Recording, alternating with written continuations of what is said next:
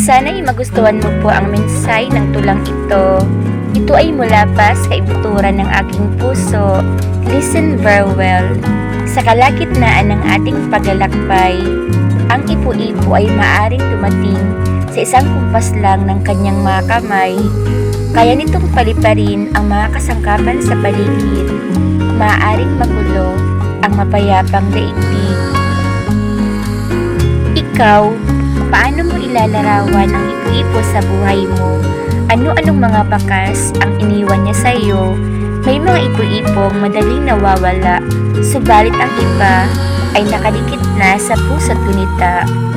Kung minsan, may mga pangyayaring hindi man natin ginusto, diba?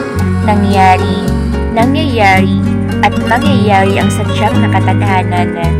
Ang ating kapalaran ay nakatala na sa aklat ng dakilang Ama. Sumasang-ayon ka ba?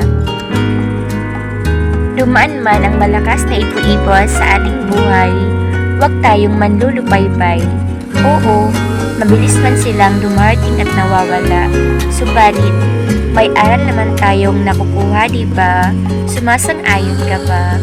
Gaano man kalakas ang isang ipo-ipo, kusa itong nawawala at naglalaho.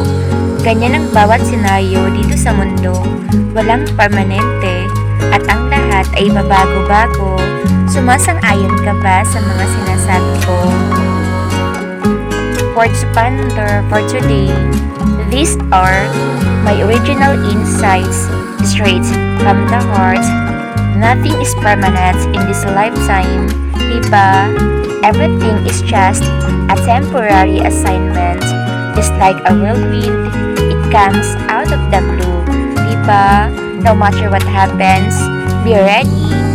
It's a simple reminder from yours truly. Keep safe and God bless us all.